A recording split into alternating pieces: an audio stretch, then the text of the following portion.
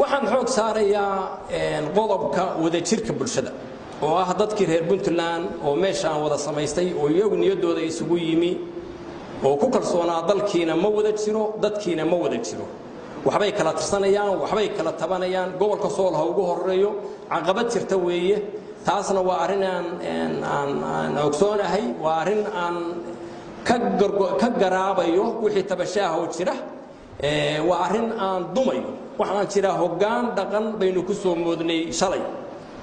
oo xilli adag ina ka soo saaray oo caqabada adag aan kaga soo gudubnay hoggaankeena dhaqanku hadda kii shalay ma aha maliyaanu hoggaanku waxba gaaray laakiin waxaan u baahanahay hoggaan dhaqan oo midaysan iyo hoggaan siyaasadeed oo midaysan iyo bulsho midaysan si caqabadaha waaweyn oo ina hor yaalla aynu u wada wajahno marka midnimada dadkan iyo waxa dhex yaalla